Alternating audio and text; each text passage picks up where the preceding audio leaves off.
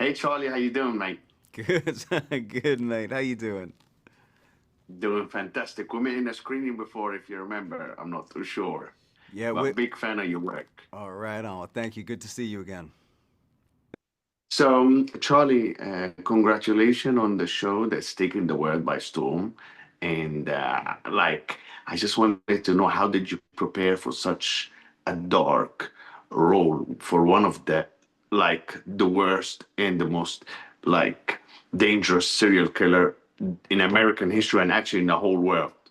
You know, we one of the things that we were really interested in with this show was not as much what Ed did, but why he did what he did. So I spent an enormous amount of time reading every book that's ever been written about Ed, particularly reading all of his medical records. He spent 30 years in a mental hospital and did these quarterly reviews. So there was a wealth of information from a psychoanalytic point of view of what was going through his mind, both when he committed those crimes and then in the aftermath when he was trying to reconcile that he'd actually done these things. But really, we didn't want to absolve Ed of his crimes, but I also didn't want to vilify him. My job was just to try to understand him and bring it to life in as human and relatable a way as possible, because we really were tasking ourselves to try to understand who the man was behind the monster.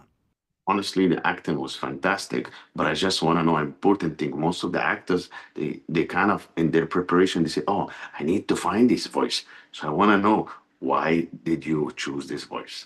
The voice was a really big one to try to figure out what we all, and by we I mean Max Winkler, our fantastic director, and Ian Brennan, the creator, and Ryan Murphy, our boss, all had a really specific sense or a sense that the voice needed to be specific, but we didn't really have any reference point, and so what I really focused in on was that Ed's only interaction, really his entire life, was with his mother. She was his only friend. She was his only point of contact, and he just adored her. But she told him every day of his life that she hated him because he wasn't born the daughter that she wanted.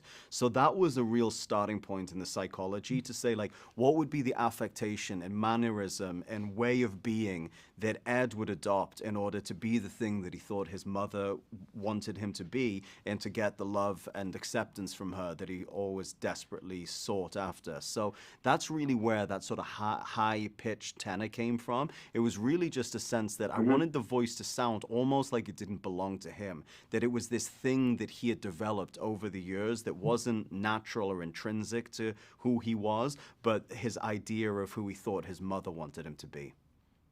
The voice was definitely on point. It was creepy enough because the difference between his looks and his voice.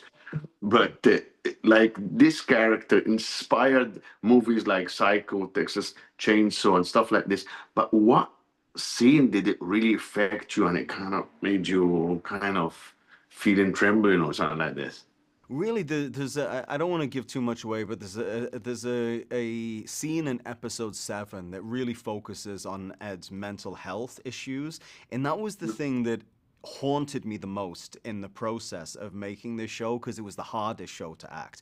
There's the subject matter, and then there's the process, right? And often as an actor, the process is more difficult than the actual subject matter. And again, I don't want to give too much away, but it's a very emotional scene where Ed kind of has this, something of a nervous breakdown, and so. That was the scene that I worried about the most and had the biggest emotional effect on me. I think it's the best acting I've ever done in that scene. So sometimes the biggest challenges provide the biggest rewards. Absolutely, your acting was in point. Especially, you're always playing strong character, like like Papillon, like King Arthur, and all of a sudden, to play somebody who's weak and vulnerable inside like this, it was amazing to see Charlie in a different suit, pretty Oh, much. thank you. I really, So really embraced. I recognize that this was one of the biggest challenges, and I'm 45 now. I'm very sincere about being an actor and developing my skill set and being as good as I can possibly be. And I think in order to do that, you have to challenge yourself as much as you possibly can. And the starting point of this felt impossible to me. I thought, I'm just not going to be, I don't have it in me to play this character. I was terrified, and it felt impossible. And I realized that's the perfect place to start the journey from. Well, you done a great job, and you're not an actor, you're a movie star, mate. Thank you so much. I'm trying. I'm Congratulations. trying not to be. I'm trying to be an actor. I tried the But movie star thing. It didn't work. So now I'm trying to be an actor. no, you definitely are, and I think that show will just go beyond what you think. Oh So well, thank you. congratulations again, Charlie. I so And I'll appreciate see you it. soon. Yes, All I'll see right? you soon. Good to see you.